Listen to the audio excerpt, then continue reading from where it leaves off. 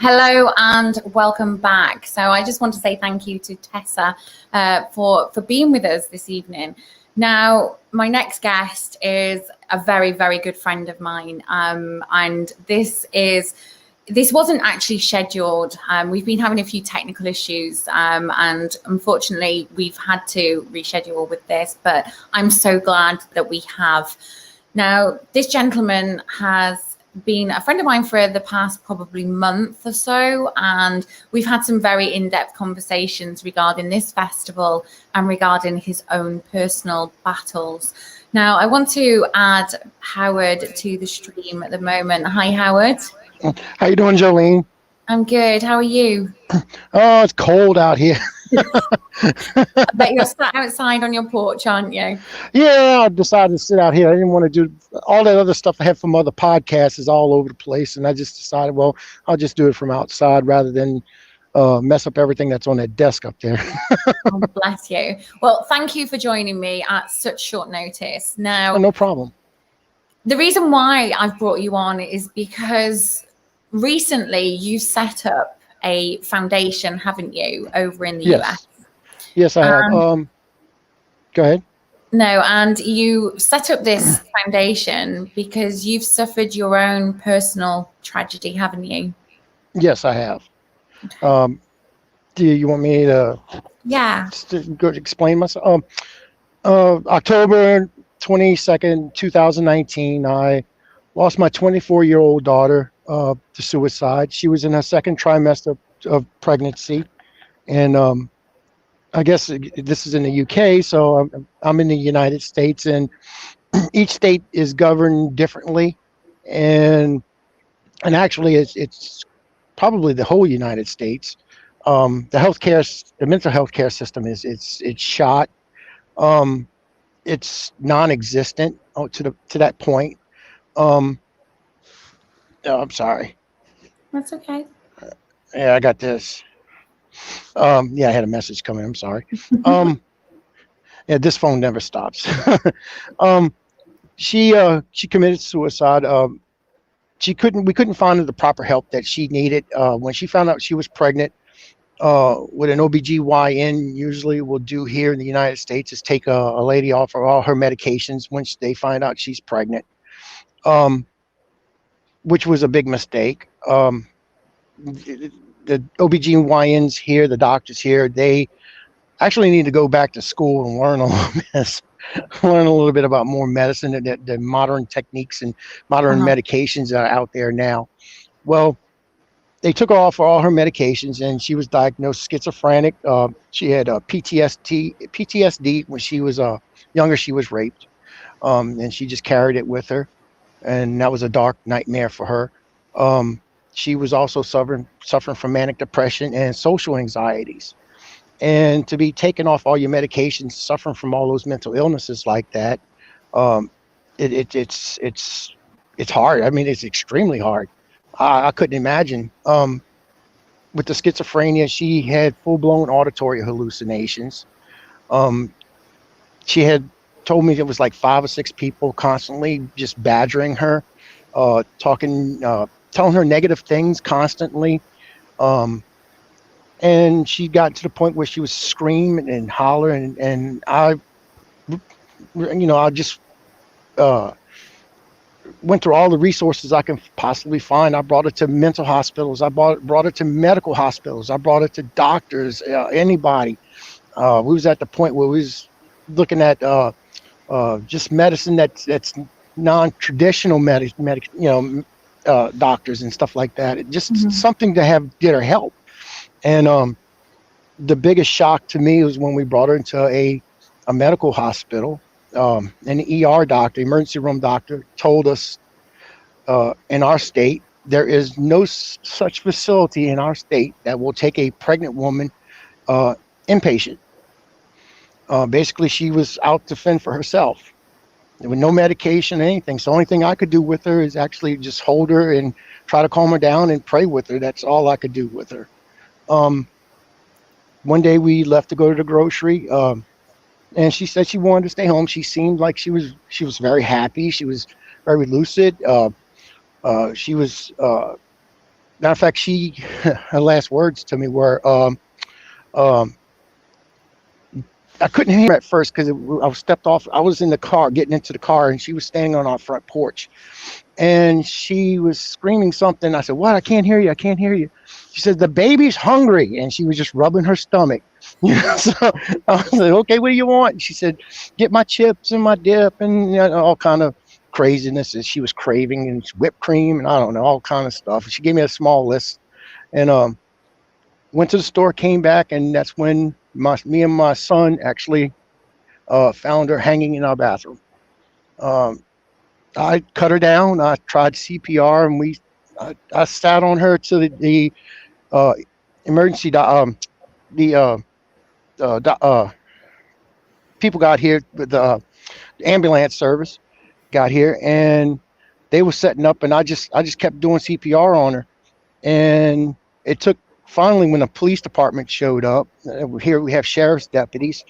They actually pulled me off of her, because I didn't think they were ready to do anything, and that's how much, that I wanted her back. As a father, as someone who's thinking rationally at the time, I mean, the brain's telling me she's gone, because you could see she was gone. But as a father and a single parent, your heart's telling you keep fighting, keep fighting, keep fighting, and that's what I did. I kept fighting, and they worked on her for about 5 or 10 minutes, and they just pronounced her.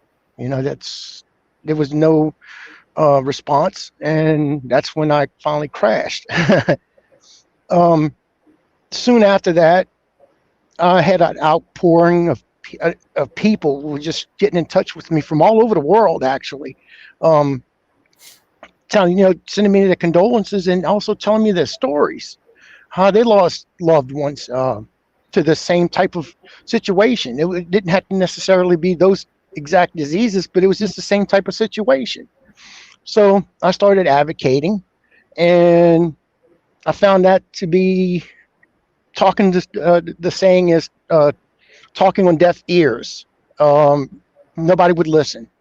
So finally, I said, well, enough of this. And I decided to go ahead and just start a foundation. Which is the positive out of this story, isn't it? Because you're raising awareness now as well over in the USA. And, I'm absolutely so sorry for your loss. But, do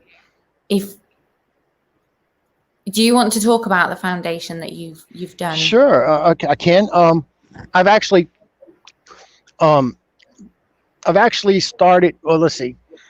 I wanted to research it, and I mean, for about 8 months, I just did nothing but research. And I did the research basically what's in our community, what does my community needs in helping a pregnant lady. who's suffering from these illnesses. And trust me, mental illness is an illness. And it's a very serious illness, and it's a very real illness. Um, our programs, from what I've worked out, of course, you have one-on-one counseling, and that's with a licensed psychiatrist. Mm-hmm. Then we have with group therapy, and that is sort of like women who are suffering from postpartum depression. They can spot each other a mile off. I mean, they just know. I mean, they can look at each other and they know, and they just give that look to one another. And they can sit down. They can be complete strangers and sit down and talk for hours over coffee. And I figure, well, if we put a moderator in there and let them talk it out, you know, some people might be further along in their treatment, and they can help the ones who need more help. So I figured, you know, group therapy would be the best way of handling that. We're also going to have mommy and me classes where a lady, a lot of women who are suffering from postpartum depression, they will, for some strange, they love their babies. Trust me, they do, they with all their heart. But sometimes something switches, you know, in their mind, and they feel the need that they either have to get rid of their child or, you know, really get rid of their child, you know, kill their child, murder their child. And it can be just maybe a week old, and you know that it's just something that switches off in them. So we decided, well, with the mommy and me classes, that would help the mother and child bond, a stronger bond, and it could be supervised with that bond. Also, we're implementing yoga, which is helping the lady, the pregnant mother, the mother stretch. Breathing techniques is the big thing. Breathing, getting that lady to where when she's in labor, she knows how to breathe correctly. Food and nutrition. I live in New Orleans, Louisiana, and a lot of people. Matter of fact, this year our Mardi Gras has been canceled because of COVID. But that's for the public. We still celebrate Mardi Gras. Don't tell nobody.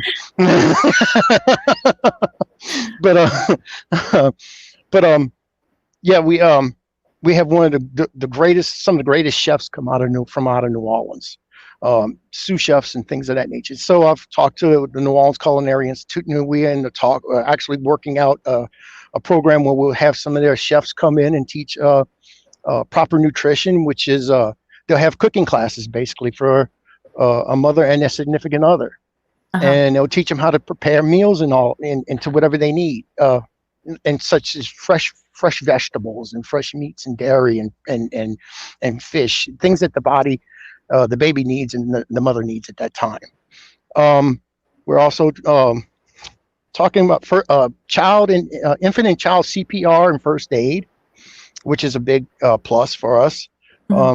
Everybody should know that. I mean, especially when you have a baby.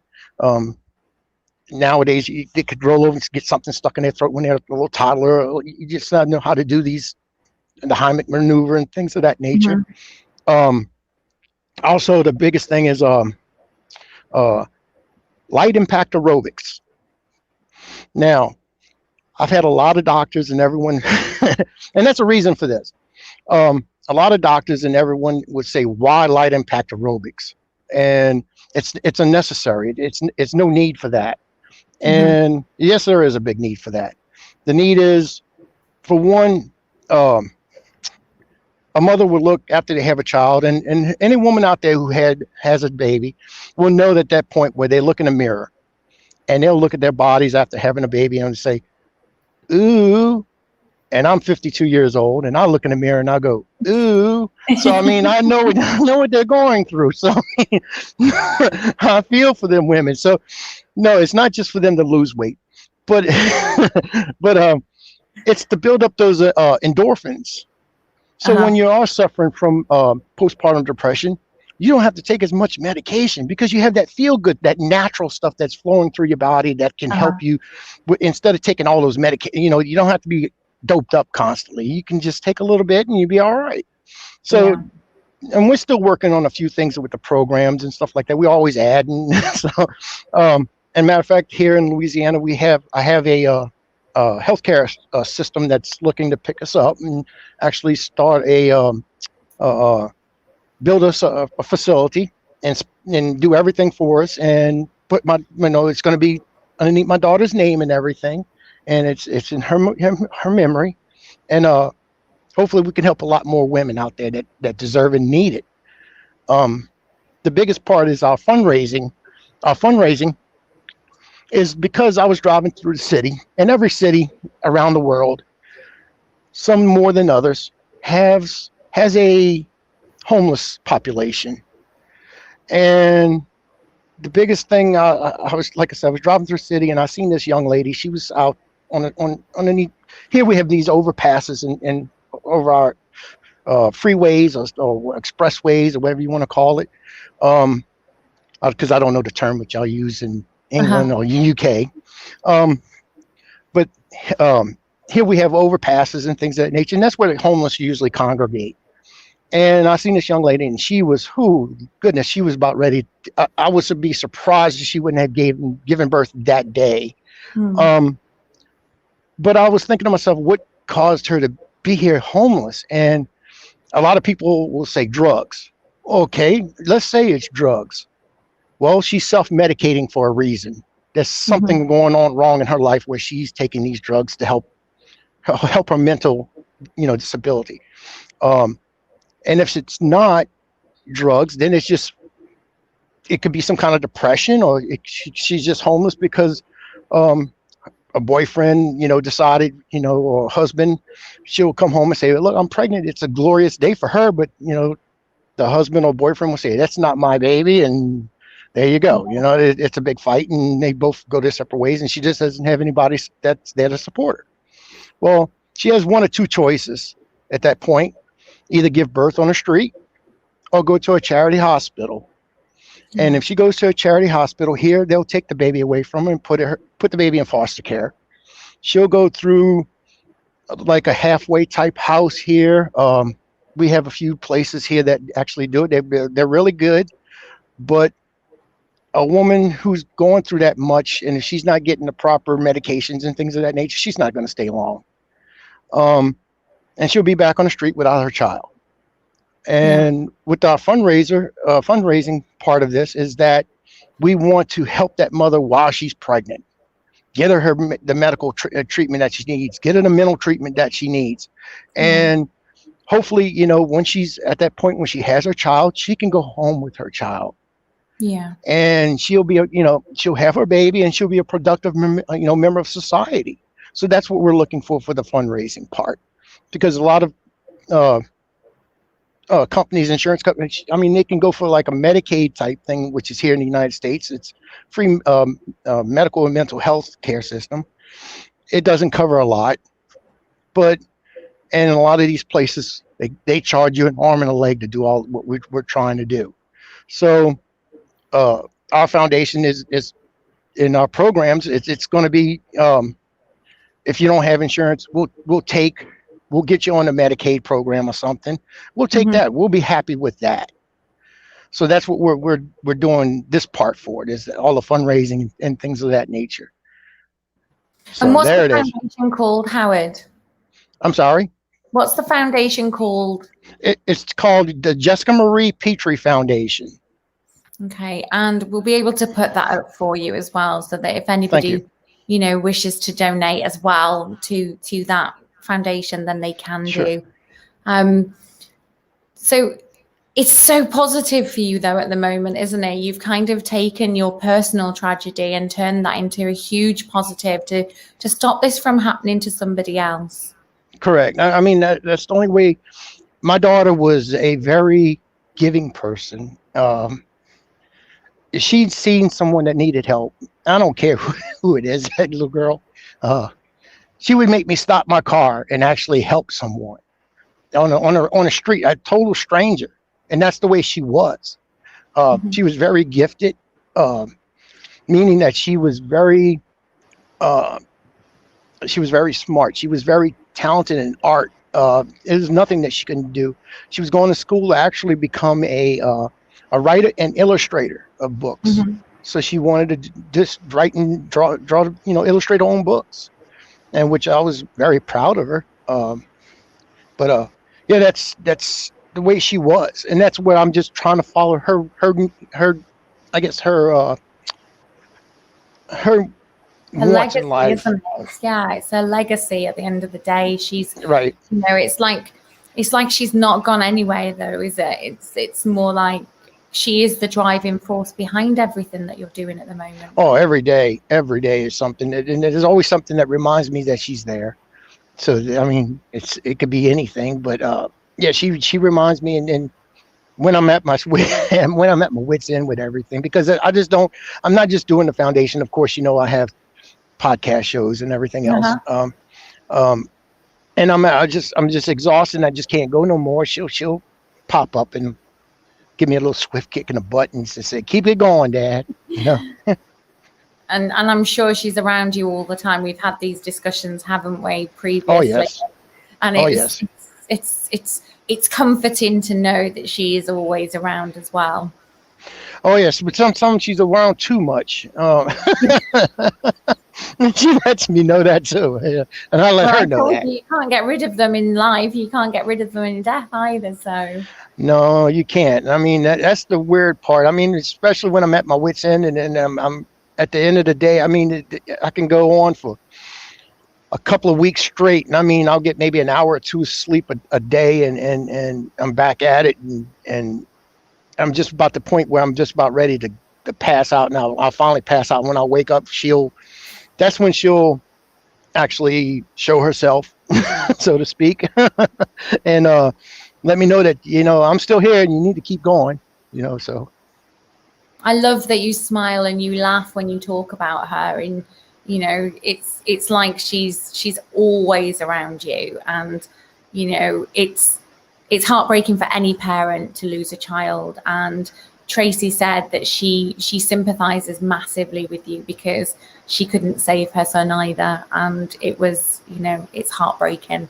So yeah. For any parent to lose any child, it's heartbreaking. And she was such a beautiful girl as well. Yeah, you should never have to bury your children. Your children should be burying you. And for me, it was a really tough day. I mean, I still tear up about it. It's only been 14 months, and we had to have I wanted a double funeral because I'm Christian, Mm-hmm. and I wanted to have a proper burial. I'm also, a lot of people will say, and everybody has their right to their own opinions and their own beliefs, and my beliefs might be different, but I believe that when a baby's heart is beating inside a mother, that is a life. Mm-hmm. And that was my grandbaby in her, and she wanted it, and she actually named them, and if it was she never knew what her child was going to be. She passed away before. Actually, she was going to have a gender reveal. She was going to the doctor, and about 4 days prior, 4 days prior, she committed suicide.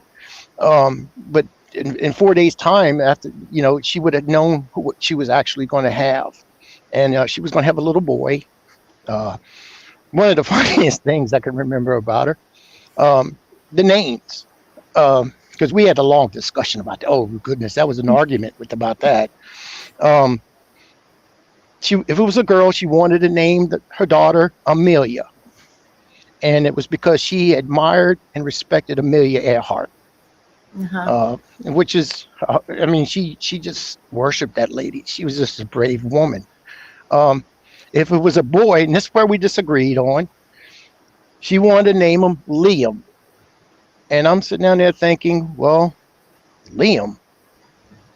And if a lot of people out there in the UK that really don't know, Louisiana is basically a French state. We're Cajuns, Couillons, or whatever. We're not French, Wouzé, or whatever you want to, I'm not trying to disrespect anybody, but we're not French. We're Cajun French. And we were kicked out of France, and we came to the United States. And I'm sitting to myself, Liam, isn't that Irish or something like that? And yeah, well, where in the heck did you come up with Liam? You know? And she says, Daddy, my at the time it was her fiance, he's Irish. I said, but you're Cajun. You can think of a good Cajun name for this child. So we fought about it, but that was her decision. I mean, that's her baby, it's her body and everything. So that's what we named him. Matter of fact, that's on his headstone, on their headstones, her name and Liam's. So it's lovely to watch you reminisce about her, and also the conversations that you had, and you do it with such a smile on your face, and she's proud of you, and that anyway. Oh yeah. Have these discussions, and Liam's a beautiful name, and she will always get her way regardless, because she's Daddy's little girl, isn't she? Oh yeah. And she's been like that ever since she was born. I mean, I can remember when she was born. My son came out. I have an older son. He's 2 years older than Jessica. He's autistic, and he was an easy child to raise, actually, when he was young. But she was, oh goodness. He came out, and of course he was a mama's boy, and he went straight to his mama, right? When of course the baby wants to go to the mama. When she came out in the world, nobody can hold that baby. Nobody can hold her. She would scream at the doctor. She would scream at her mother. She would scream, and they gave her to me, and she was screaming at me, and I just looked at her and I said, "Quiet, I'm your daddy." And she just quieted up, and she just looked at me and she smiled, and it was like, okay, she knows she's going to rule my life, But yeah, that was the first memory I've had of her when she was born. And how has all this affected your son? It really hurt him a lot. It still hurts him. He misses his sister. He's been going to therapy. He just stopped going about 2 or 3 months ago. He was finished with his therapy, but he carries the grief still, and that's normal. He still asks about her and stuff like that, and we try to go to the cemetery at least once a week to visit with her, and we just sit there and we talk with her, and we bring her flowers and stuff like that, which I do my own arrangements, because I think it's more of a personal touch if you do it yourself. So I do all my own stuff, and just to sit there and be with her. But that's what, he still, like I say, he still asks about her. He still questions it. He says he still misses her. Of course, that was his sister. Yeah. And it's such a poignant story that we're touching upon. And, obviously when I first spoke to you, we were doing a podcast at silly o'clock in the morning, wasn't we? And, we sat on the phone for probably 2 hours. Oh yeah. Was prior to then. And it's amazing how people come into people's lives, and, as soon as we knew that we were going to be doing a new festival, and we said what charity we wanted to do it for, and it was a no-brainer for me. It was just, suicide affects so many people, and to listen to your story, it still makes me cry, and it still chokes me up. Yeah, she was too young. I mean, she was way too young. She had so much to do, and I guess she's doing it somewhere else. She's always around. She is always around, but we'd much prefer her to have had the treatment that she needed, and hopefully now we can kind of put the steps in place to make sure that nobody else has to go through what you've had to go through. Yeah, it's just that's why I'm doing this. It's the same exact reason. I just don't want someone else to have to bury, their mothers or their sisters or their daughters, for them to actually go through what I went through and seen what I've seen. You know, it's it's one thing to lose a child in that fashion, but to actually see it and try to, to uh, revive her, it's a whole different. Yes, it's a whole different type of mind trip, or whatever you want to call it. It's a whole different another way of looking at things, and that's what happens. And that's why I guess I'll take it with me to my grave. So Jenny said that she's so proud of the festival, and she's proud of you as well, Howard. well, thank you. You know, you shouldn't have to go through that. Well, I know it's like 1 o'clock in the morning there for y'all, isn't it? 1:30 in the morning. Yeah. Oh, it's still early for me. See, it's only 7:30 here. Matter of fact, we just got through eating dinner right when I was talking to you. I was trying to figure out what I need to do, and I'm like, okay. I know. I remember messaging you earlier saying, we can do this time. I'm like, I'm live now, but we can do this. And do you know what? I'm ever so grateful for you to, you coming on, and I'm glad to help. Your own podcast though as well, don't you? The Paranormal Swamp podcast. Oh yeah, I'm actually I do Paranormal Swamp Talk. That's on Facebook. You can catch us on Pun TV or Paranormal United Network. I also do another podcast show called The Pitre Dish, which you could take it one or two ways. It could be a Petri dish that you grow bacteria in, or it's what we give you. And that used to be rated R. And we had to reformat that thing. It was getting too wild.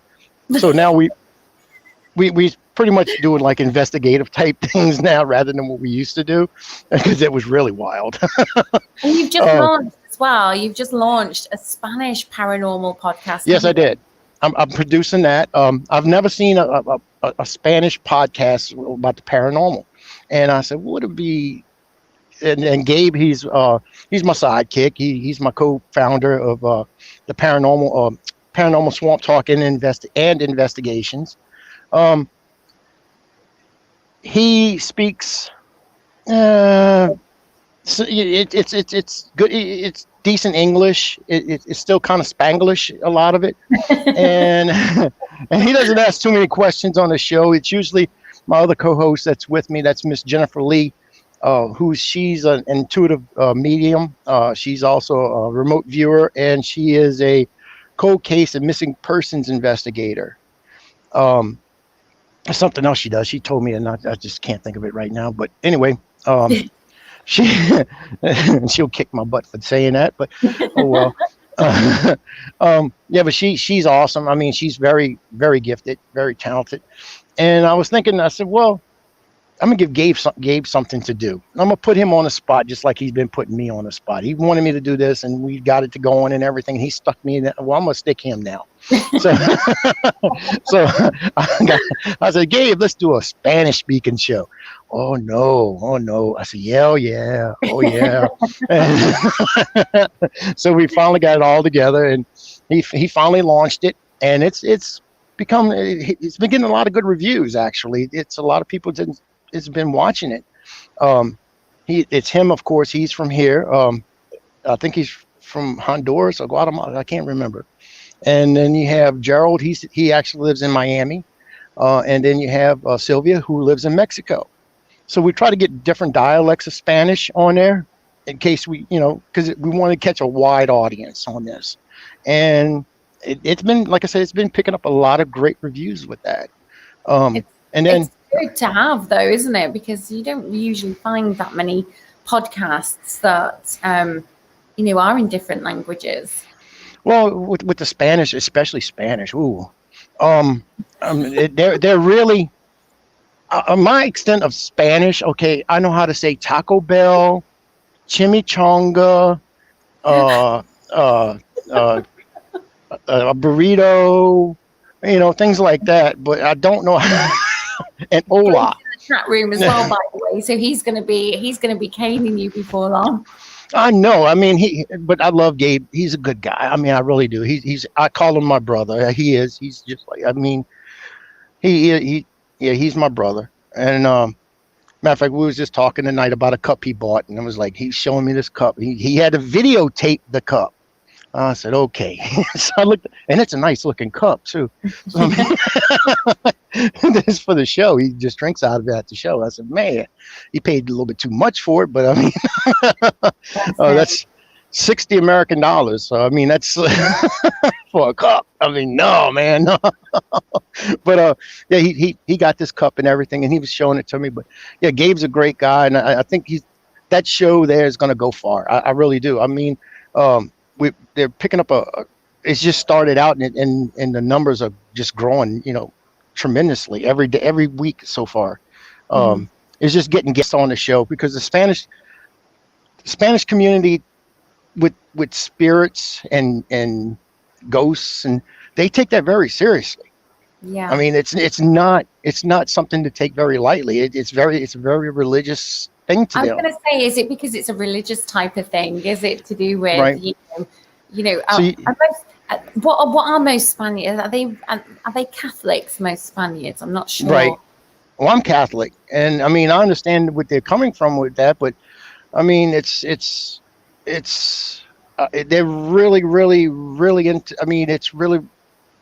You just have to watch what you're treading on. I guess you could say you got to watch what you say and how you don't never talk bad about a spirit or there's different things that you don't do, and you have to follow those guidelines in order to keep your audience, because if you don't, then you'll lose your audience quick. It's taboo. You're not religious or whatever.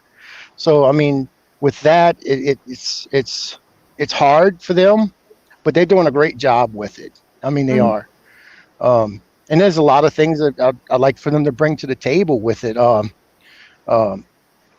lot of research that they're looking into doing is like with the Aztecs, the Incas, in that area, in South America and all.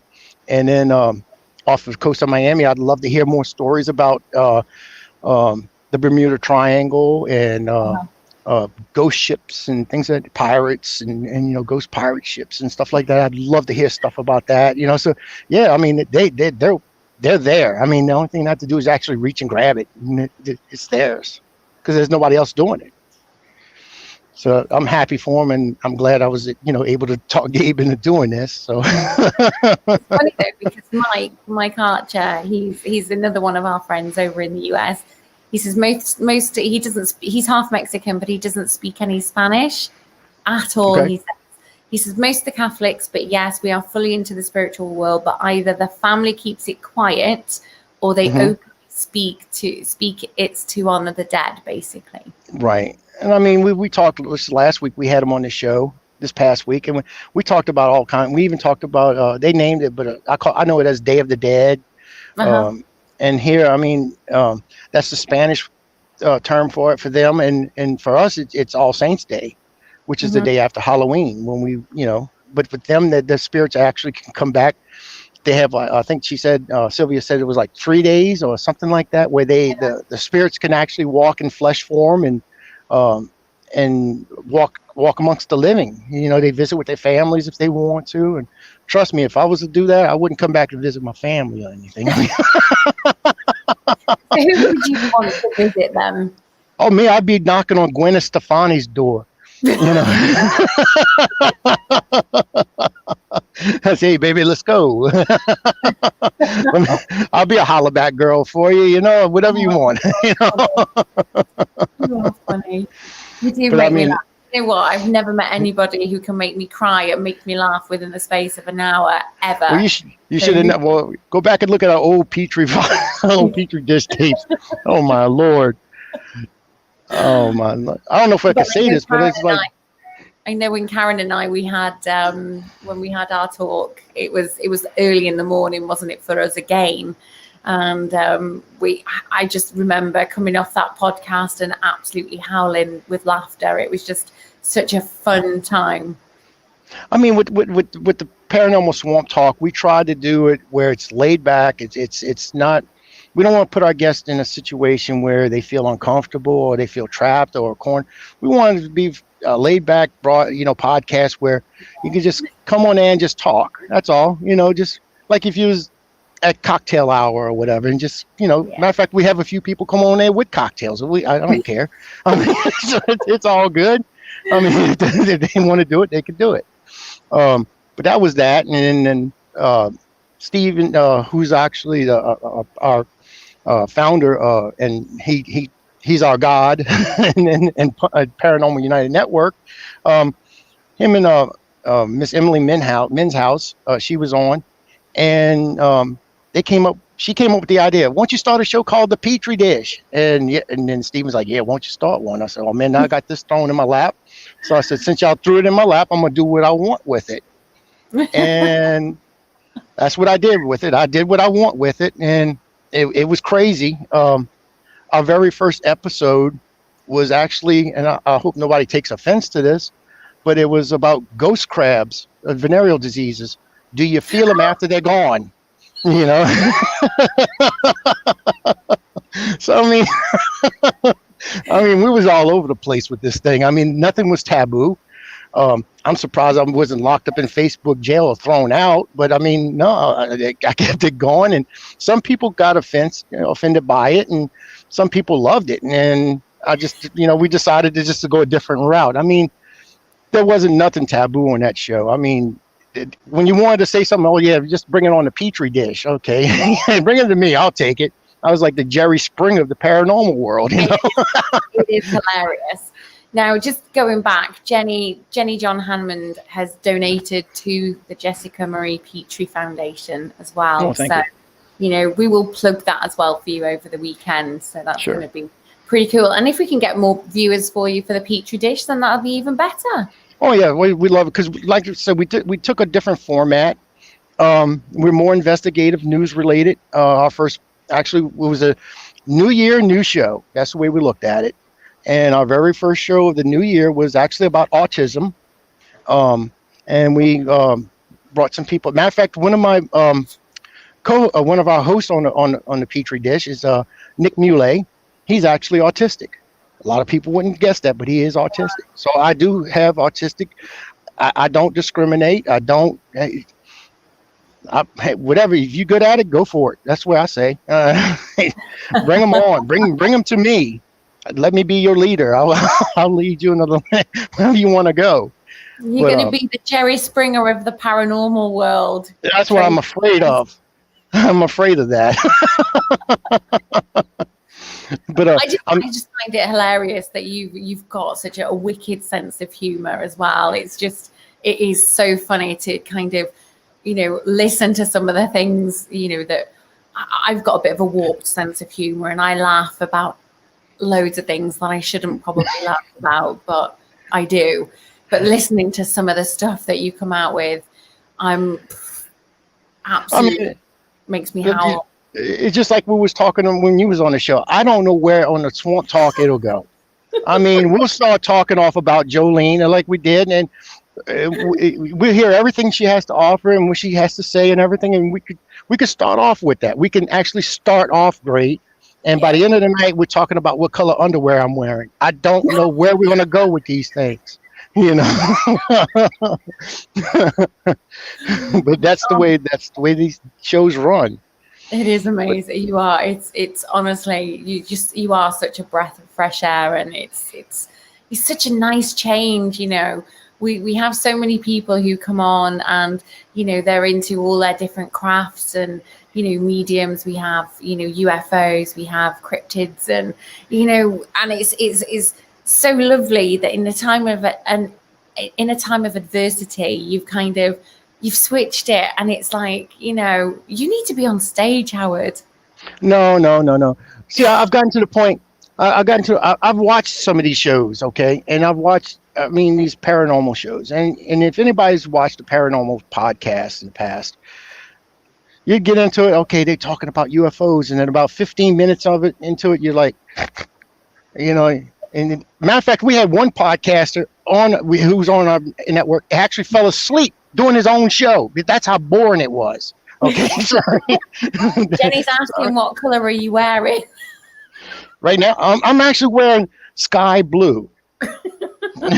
I am wearing sky blue. Now, I do name my underwear, if Jenny wants to know. I do have green ones that I call the Hulk. I do have red ones that I call Deadpool. I got blue ones that are Captain America. I mean, I name them all after superheroes. I'm not talking about what's in the underwear. I'm talking about that's the color they represent. Okay, so I mean that's where. Oh, Okay, so what's that?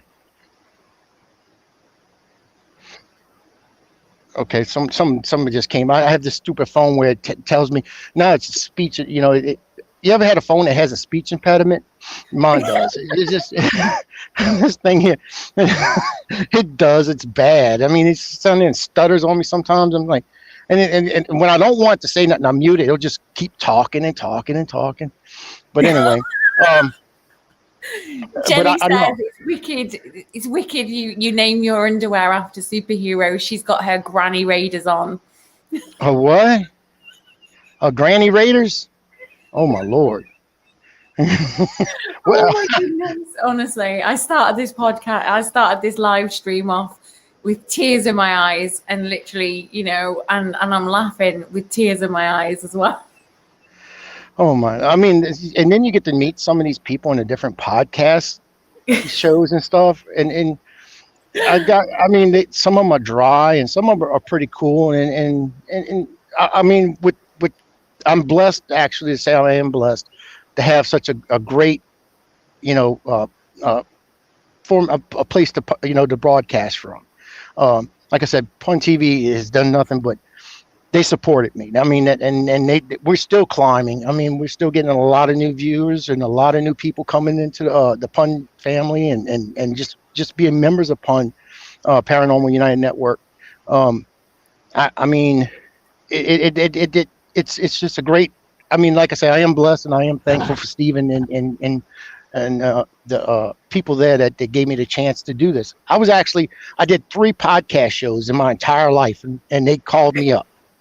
I did 3 podcast shows, and it was like, "Can you come and do a podcast on our network?" And I said, "Sure." I was loving it. I was like, "Yes, I'll do it. I'll do it."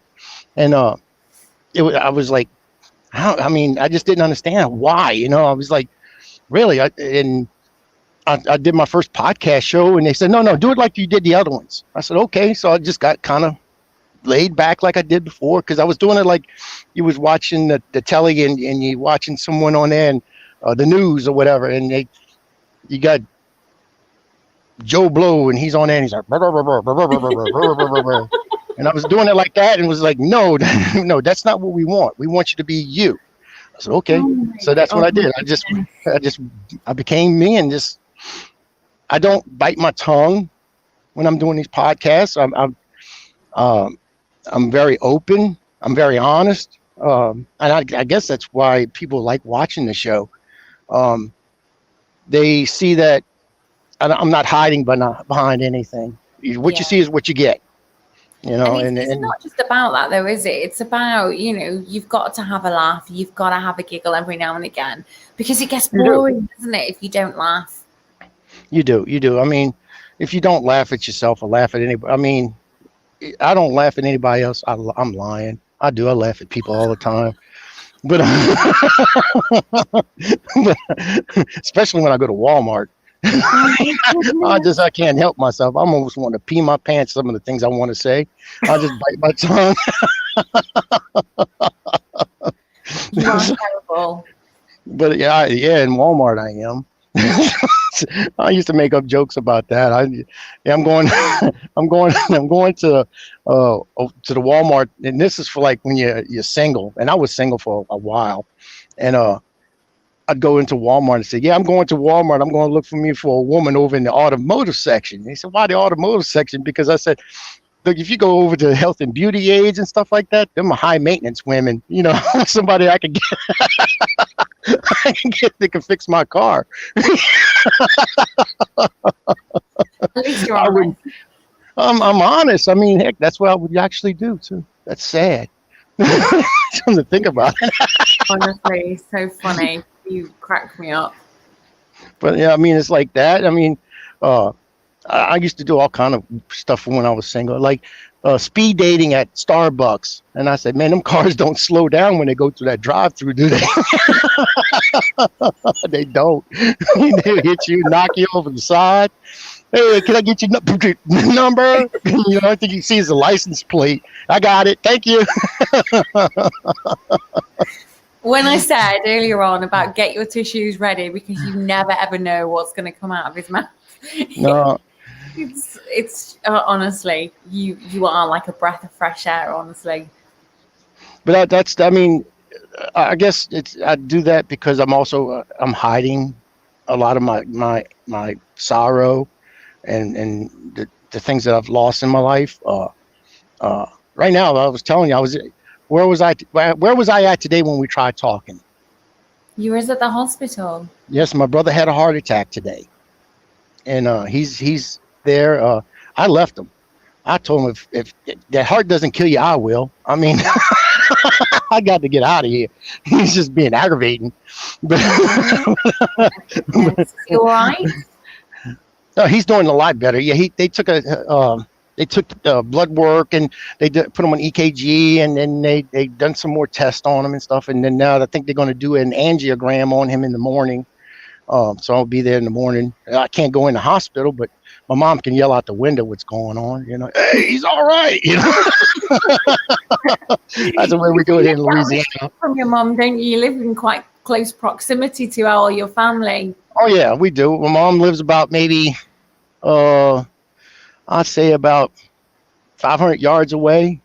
She lives down and over across the street from me. I have a brother that lives next door to me. He has a half-acre property. I have a half-acre property, and my brother Steven, the one that just had a heart attack, he lives behind me. He has a half-acre, and so we try to keep close, and we're a close-knit family. Sometimes it's too close. I mean, like today, that's what I don't understand about this boy. Today, we was in the hospital, and the nurse said, take all your clothes off, put this gown, put the ties to the back. Okay, I understood that. And he tells me to turn around. I said, turn around for what? He says, because I'm getting down to my underwear. I said, dude, you was in my house yesterday while I was taking a bath, sitting on the toilet talking to me. You're absolutely nuts. You're absolutely nuts, honestly. But I mean, I don't understand. I mean, really, that's what happens. I mean, it's like, wow, he's going to tell me to turn around. Man, I took offense to that. I did. And then he tells me, can you tie my straps? Yeah. Yeah, I'm going to tie your straps now. Okay, buddy. So I put him in a real knot. You are funny to do that. You are absolutely hilarious. Sometimes I think to myself, where on earth do you get this from? Where do you get your humor from? My humor? I don't know. It's just life lessons, I guess. Like I said, I'm 52 years old, and I've did it all. I mean, I've actually did it all. I can't say there's a few things I'd like to do in life still, but I've just about did it all. I was a firefighter. I was a policeman. I worked for Anheuser-Busch, Budweiser. I did that for 24 years. I worked in grocery stores. I lived in probably one of the greatest cities, I think, in the world is New Orleans. I mean, I've partied. I went to concerts. I've did it all except jumped out of a plane, and I'm not doing that. I am not skydiving yet. No. And then people laugh at me like people have fears. Yeah. Legitimate fears. And let me ask you, Jolene, what are you most scared of? Oh my God, what am I scared of? One thing that would freak you out the worst. If I was to bring it to you and give it to you, what would freak you out? I hate snakes. I absolutely hate snakes. That don't bother me. No. My fears are antique porcelain dolls and clowns. Why is that then? Antique dolls. I mean, I'm a demonologist. I'm an ordained minister, and I'm a pastor, and I'm also a demonologist. Dolls of that time period, especially they can be vessels that can contain demons. Sometimes it can be transferred into these dolls because it's something that a child will play with, or it's something that even adult people will play with them. I'll keep them for collections. That, and then clowns, because clowns are just freaking weird. I mean, why would they wear all that makeup? They hiding something. That's what they're doing. They're hiding something. And I think to this is me, going to be another podcast for another time, don't you? oh no, we'd already done. I've done covered. I even covered this with my psychiatrist. I mean, this is bad. I mean, he's just, but they won't hurt. I said, bull, man, that's no. Like Ronald McDonald, I will not go to McDonald's. I will not go to McDonald's because of the clown. I mean, I'll go drive I'll drive 30 miles out of the way just to go to another burger joint or something before I will go to McDonald's because of a clown. See, there it is. I'm nuts. I gotta get papers for that. I just want to say I've got this absolutely beautiful photograph. So we've been talking about Jessica this evening, and I'm just going to put this up just for a couple of seconds so that people can actually see. She's absolutely beautiful.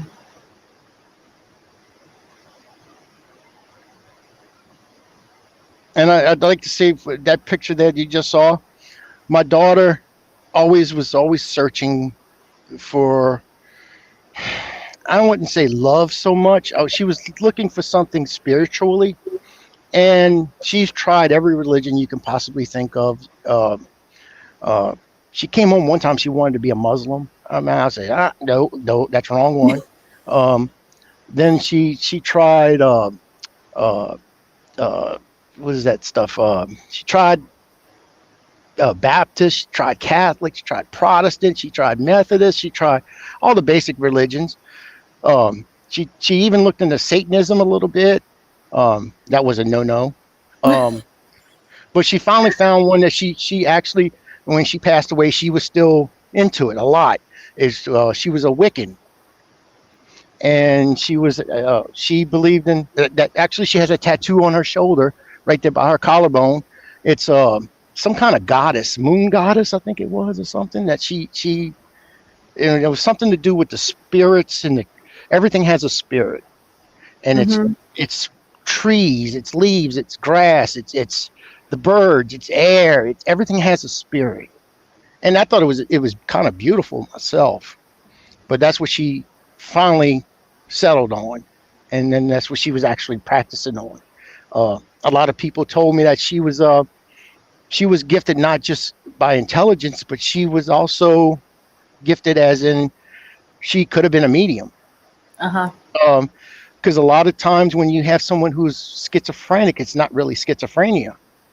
It's because you haven't controlled the voices that you're hearing from people that you're being in contact with. And that's what she's taking. Could have been a misinterpretation. But I've had a couple of mediums tell me that already. So that's something, she just could have been gifted, and she just didn't know her way of coping with it, or she knew that she had that type of gift. I know. So, and one day we will find out, won't we? But Howard, thank you so much for joining me this evening, and thank you so much for telling everybody your story. Thank you. It's amazing. I just take my hat off to you. We've had a giggle. We've had the emotional trauma that you've had, but we will share out the links to all of the foundation and everything for you as well. Okay. Okay. Thank you so very much, Jolene. Stay there, and I'll speak to you backstage. Okay. Okay. Thank you. No worries. So guys, stay tuned. We've got Dave Spinks on next.